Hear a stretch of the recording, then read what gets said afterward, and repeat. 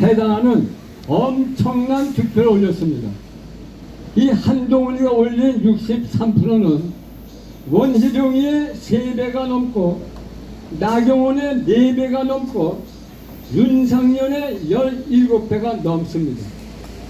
원희룡, 나경원, 윤상현 다 합해봐야 37%밖에 안 됩니다. 한동훈은 압도적인 63%를 얻어서 당선됐습니다. 그런데 놀란 거는 그때 여론기관에서 일반 국민을 대상으로 여론조사를 했는데 한동훈이가 국힘당의 대표되는 것에 대해서 찬성하는 여론이 몇 프로느냐? 63%였어요. 왜냐하면 한동훈 대표가 선거에서 얻은 63%와 일반 국민을 대상으로 한 여론조사 63%는 똑같이 일치했다는 겁니다. 이건 바로 당심이 민심이었고 민심이 당심이었다는 것을 말씀해주고 있는 거 아니겠습니까? 여러분, 그때 일반 여론조사에서 한동훈이가 63% 얻었는데, 그런데 이 민주당의 이재명이가 이제 당대표에 다시 출마하게 됐죠. 전임 당대표를 사임하고 신임 당대표에 출마하겠다고 선언할 때 일반 국민 여론을 했는데, 일반 국민 여론조사에서 이재명이가 이 민주당의 당대표로 연임하는 것을 찬성하는 사람 손드시었더니 51%밖에 안 됐어요. 물론 민주당 안에서는 75%, 80%가 넘어갔죠. 그러나 일반 국민들은 이재명이가 다시 민주당의 당대표로 연임하는 것을 51%밖에 원치 않았다는 겁니다. 거기에 비해서 한동훈은 일반 국민들도 63% 이상이 한동훈이가 국힘당 대표되는 것을 찬성했다는 겁니다. 여러분, 이 민심이라는 것은 무섭지 않습니까? 우리가 흔히 하는 말로 민심은 무슨 심?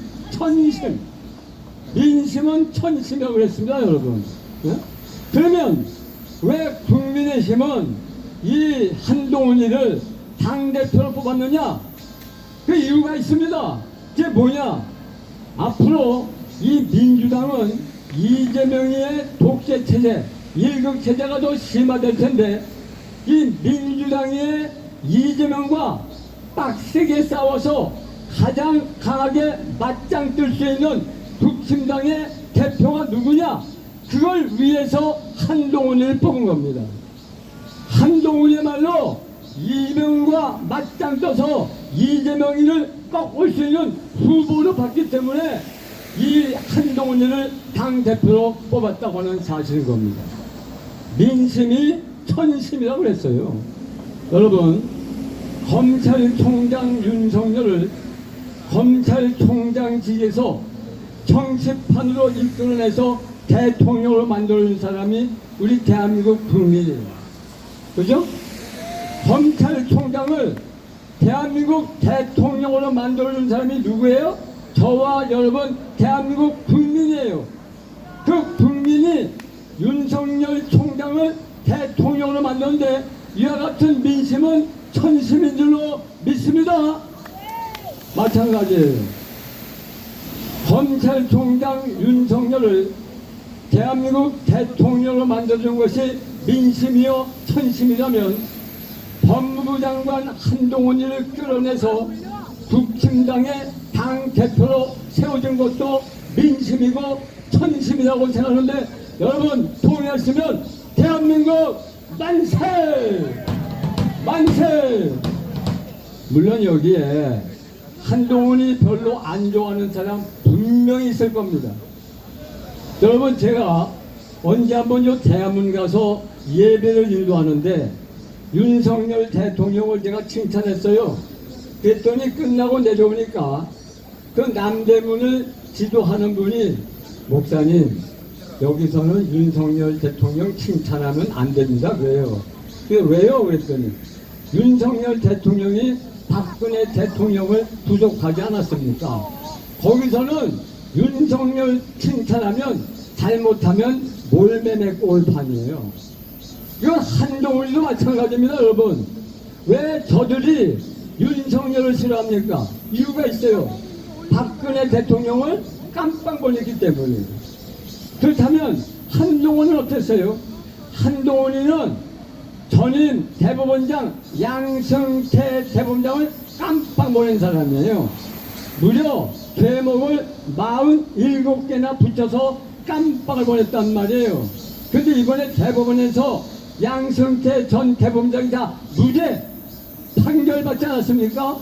47개의 죄목 다 무혐의로 나오지 않았습니까? 그런 사람이 한동훈인데 그거 생각하면 한동훈이는 국힘당의 대표가 될 수가 없는 거죠. 그러나 이게 인생인가 인생. 옛날에 악역을 했던 사람이 지금까지 악역하라는 법이 없어요.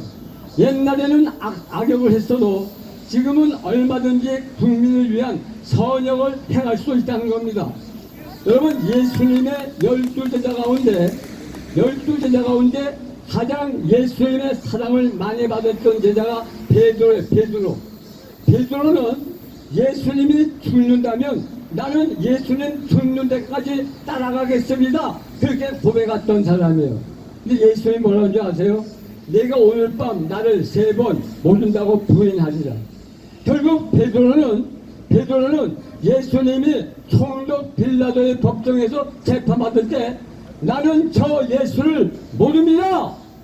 나는 저 예수와 아무 관계 없습니다. 다시 말해서 우리 식으로 표현하면 나 베드로가 저 예수와 한패고 예수님을 안다면 내 손가락 10가락에 장을 지집니다. 장을. 이렇게 악역을 했던 사람이 베드로. 그러나 베드로가 끝까지 예수님 모른다고 그랬습니까? 나중에 베드로는 예수님을 위해서 순교의 자리까지 올라간 줄로 믿습니다. 과거에 악행했다고 해서 지금까지 악행하는 법 없어요. 옛날에는 악한 사람이었지만 지금은 얼마든지 선한 사람으로 바뀔 수가 있습니다. 옛날에는 박근혜 대통령을 깜빡 보냈어도 지금은 대한민국 대통령이 돼서 대한민국을 회복하고 있는 윤석열 대통령 우리가 지지하지 않습니까, 여러분?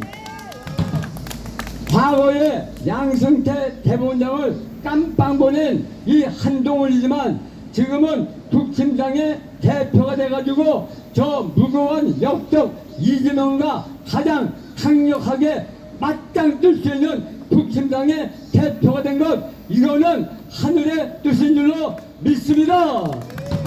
따라합시다. 민심은 천심이다. 민심은 천심이다. 자, 근데 가만히 생각해 보세요. 지금 대통령도 검사 출신이에요. 국힘당 대표도 검사 출신이에요. 여러분, 검사가 뭐 하는 사람들입니까? 범죄를 때려잡는 사람들이 검사예요. 병원에 가면 외과의사죠. 외과의사에게 붙이는 속어가 있어요. 속칭. 외과의사 보고 뭐라 그러냐? 칼잡이. 왜냐? 칼을 가지고 메스를 가지고 환자의 그 암을 잘라내고 용종을 찍어내고 적은 것을 도려내서 그 환자의 건강을 지켜주는 사람이기 때문에 외과의사, 칼을 쓰는 외과의사를 병원에서는 칼잡이라고 해요. 칼잡이. 그러면 이 사회에도 칼잡이가 있습니다. 그 칼잡이가 누굽니까? 바로 검사입니다. 검사. 네?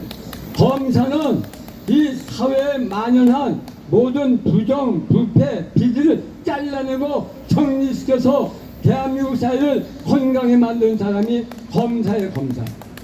여러분, 일반 검찰청에 가면 검찰청 정면에 막대기가 5개가 붙어 있어요. 이게 막대기가 아니고 칼입니다. 칼. 검사는 사회의 부정과 부패와 비리를 자르고 죽이고 잘라내서 이 사회를 건강하게 하는 사람이 바로 칼잡이 검사입니다. 그런데 2024년 6월 달에 왜 우리는 대통령도 칼잡이고 국힘당 대표도 칼잡이를 우리가 만나고 있느냐 하는 겁니다. 거기는 분명히 시대 정신이 있기 때문인 겁니다. 왜 칼잡이 윤석열 검찰총장이 대통령 됐으며 또 칼잡이 한동훈이가 국힘당 대표가 됐느냐?